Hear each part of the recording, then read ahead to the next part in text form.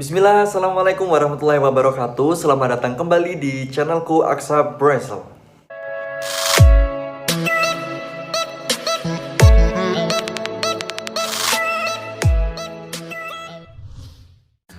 Oke, sebelumnya aku ngucapin terima kasih banyak kepada teman-teman semua yang masih mensupport aku sampai sekarang ini.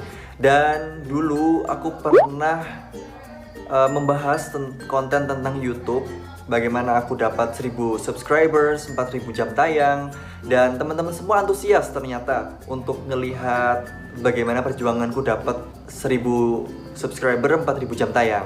Nah, untuk kali ini aku akan membahas tentang suka dukanya jadi YouTuber pemula itu seperti apa. Oke, buat teman-teman yang penasaran silahkan stay tune terus. Nah, suka duka yang pertama adalah harus tahu topik apa yang akan dibahas. Nah, jangan sampai kita ini bingung menentukan topik apa yang akan kita bahas untuk YouTube. Atau dengan kata lain, kita harus menyiapkan bahasan apa yang kita ingin omongkan pada saat kita buat YouTube gitu. Ya, biasanya kita ini suka jenis konten YouTube yang seperti apa. Nah, kalau aku ini lebih ke verbal, bicara, mengekspresikan, terus memberikan informasi dengan cara verbal. Nah, ada juga teman-teman yang hanya menerangkan lewat slide PPT tapi dibuat video, ataupun vlogging gitu, vlogging kemana, perjalanan kemana, tapi tidak menampilkan dirinya. Tapi menurutku kalau bagi YouTuber pemula itu harus belajar juga bagaimana cara untuk membiasakan dengan kamera. Nah, ini PR penting bagi YouTuber pemula, karena dulu aku pun sampai sekarang pun itu susah untuk ngomong di depan kamera. Biasanya terbelit-belit kata-katanya, atau kalau nggak gitu agak canggung ingin bergerak gimana ya aku posisinya biar enak kayak gitu. Nah, itu butuh pembiasaan. Sampai sekarang pun aku juga masih ngalami agak canggung gitu di depan kamera. Sebenarnya suka duka atau tantangan tiap YouTuber pemula itu beda-beda. Nah, untuk menentukan topik bahasan itu supaya lebih mudah membantu teman-teman semua, kalau aku dulu disesuaikan dengan kesukaan atau pengetahuan yang kita punya. Jadi kita sukanya di bidang apa? Kalau kita sukanya di bidang review ini apa namanya? Makanan, atau review tentang alat-alat komunikasi kayak gitu, elektronik maksudnya ya. Nah, kalian ya udah kalian bikin kontennya di situ aja gitu. Nah, kalau kalian ini di bidang vlogging, suka traveling, kalian bisa menyesuaikan konten YouTube kalian itu di bidang traveling. Jadi sebenarnya nggak terlalu susah untuk menemukan ide atau topik pada saat kita itu mau buat YouTube ya. Atau ada lagi konten-konten tentang tutorial, cara-cara seperti make up, atau tutorial memasak, tutorial membuat ini, membuat itu, tutorial cara bagaimana kita bla bla bla gitu ya. Nah, itu sering banget dipakai para YouTuber pemula untuk merealisasikan topik-topik yang mereka punya gitu. Oke, selanjutnya adalah permasalahan kamera, atau di situ mencakup juga pencahayaan. Nah, sebenarnya kamera yang aku pakai untuk nge-YouTube sampai dengan sekarang ini adalah kamera HP. Jadi, aku saranin buat teman-teman semua yang masih ngawali YouTube, kalian nggak punya kamera, kalian bisa menggunakan HP kalian. Apalagi zaman-zaman sekarang ini HP-nya sudah Android. Nah, selain itu adalah pencahayaan. Biasanya para YouTuber pemula itu masih bingung, jadi pencahayaan yang tepat di konten kita tuh seperti apa. Nah, sebenarnya untuk pencahayaan itu yang penting kita jelas ya. Jangan sampai konten kita ini blur. Kalau memang apalagi verbal kayak gini ya, ngomong kayak aku gini di depan kamera. Nah, ini alangkah baiknya pencahayaan itu bagus, terang, nggak terlalu terang dan nggak terlalu gelap, jadi pas gitu. Diharapkan penontonnya itu bisa mudah untuk melihat kita gitu, melihat video kita, jadi nggak bosen. Selanjutnya ini masalah yang paling sering banget menyebabkan YouTuber pemula itu nggak berkembang, termasuk aku dulu. Jadi permasalahan di editing. Kita biasanya bingung gimana sih cara ngedit video itu. Sebenarnya itu memang butuh kebiasaan dan lumayan gampang ya kalau taraf ngeditnya itu nggak expert banget gitu ya. Nggak ahli, maksudnya nggak ahli banget gitu. Jadi ada beberapa aplikasi di Play Store atau App Store gitu tentang bagaimana cara ngedit video, dan di YouTube juga banyak tutorialnya. Kalau kalian pengen aku buat tutorial gimana cara ngedit YouTube melalui HP juga nggak apa-apa, silahkan komen di bawah juga ya. Nah, aku sampai sekarang ini ngedit video menggunakan HP karena aku nggak bisa di laptop.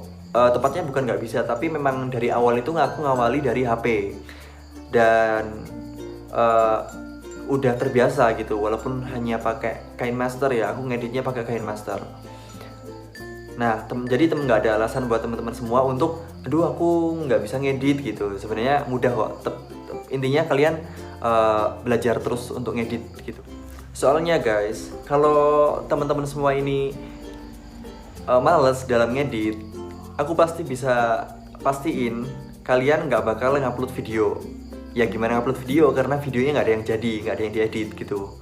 Kecuali kalian pengen ngupload video yang nggak diedit gitu, tapi itu nggak mungkin guys, karena pada saat kalian nggak ngedit video pastinya ada, ya nggak mungkin lah ya kita sekali take itu bagus gitu kan, nggak mungkin. Jadi biasanya ada yang di-cut, ada yang dipoles lah dikit-dikit gitu ya video kita. Aku aja sampai sekarang ini masih banyak banget koreksi atau video yang di-cut, atau ini dihilangin deh, ini enggak, ini dipakai, ini enggak gitu. Apalagi teman-teman yang masih baru banget ngawali YouTube gitu. Jadi gimana caranya diedit, dan jangan lupa juga untuk membuat thumbnail YouTube itu penting. Jadi thumbnail itu apa sih? Jadi thumbnail itu adalah tampilan pertama sebelum video itu dibuka. Jadi video kita ini tampilannya gimana? Nah, mungkin aku perlu buat bahasan tentang thumbnail YouTube di video berikutnya ya, karena di sini mungkin kepanjangan buat kalian untuk nonton. Nah, juga kalian harus perhatiin durasi YouTube kalian. Jadi seenggaknya durasi YouTube kalian tuh maksimal 10 menit, karena biasanya 10 menit itu audience atau penonton YouTube itu udah males gitu dengerin percakapan atau dengerin konten kita gitu. Tapi nggak ada keharusan harus 10 menit, jadi teman-teman bisa juga sampai berapa menit terserah teman-teman. Terus ini aspek yang mungkin penting banget, paling penting bagi YouTuber pemula adalah promosi. Sebenarnya di konten sebelumnya, di video sebelumnya aku udah jelasin tentang promosi dikit ya. Nah, promosi itu penting bagi para YouTuber pemula, karena tanpa promosi channel kita bisa aja mati gitu. Walaupun kita buat video banyak, ngupload video banyak, kalau nggak ada promosi nggak ada yang tahu. Kecuali memang video yang kita upload itu lagi trending, lagi banyak orang nyari, itu pasti banyak yang lihat walaupun kita sedikit promosi. Tapi alangkah baiknya kita promosi, karena biasanya permasalahan YouTuber pemula itu nggak naik-naik viewersnya, nggak naik-naik subscribernya. Karena apa? Karena kita nggak mau memperkenalkan, istilahnya ya, memperkenalkan channel kita ke orang lain. Nah ini juga menjadi tantangan bagi YouTuber pemula, karena biasanya kalau masih awal itu kita nggak mau promosi ke orang, karena kita nggak pede dengan konten yang kita upload gitu loh. Jadi kita mau ngomong ke temen, aku punya konten ini loh videonya, coba kamu subscribe, coba kamu lihat gitu, itu kita malu biasanya.